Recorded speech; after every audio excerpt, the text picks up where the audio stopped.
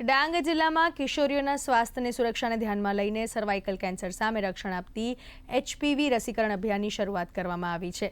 જિલ્લામાં રસીકરણ અભિયાનની શરૂઆત ગઢવી પ્રાથમિક આરોગ્ય કેન્દ્ર ખાતે કરવામાં આવી હતી। જિલ્લાના મુખ્ય આરોગ્ય કેન્દ્ર જેમ કે વઘઈ, પિંપરી, સાપુતારા અને ગલકુંડ ખાતે પણ આ કિશોરીઓ માટે આ રસીકરણ સેવા ઉપલબ્ધ કરાવવામાં આવી છે।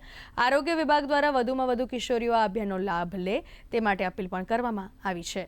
તારીખ 28/2/2026 રોજથી સર્વાઇકલ કેન્સર માટેની રસીનો શુભારંભ માનનીય વડાપ્રધાન શ્રી મોદી દ્વારા કરવામાં આવેલ છે, જે અંતર્ગત આજ રોજ એટલે કે તારીખ 6/3/2026 રોજ દરેક પ્રાથમિક આરોગ્ય કેન્દ્ર ખાતે સર્વાઇકલ કેન્સરની રસી મૂકવાનું આયોજન કરવામાં આવેલું છે, જે કુલ આહવા ડાંગમાં 3500 જેટલી 14 વર્ષ જેટલી કિશોરીઓને આ રસી આપવામાં આવશે અને જેના માટે તમામ પ્લાનિંગ થઈ ગયું છે।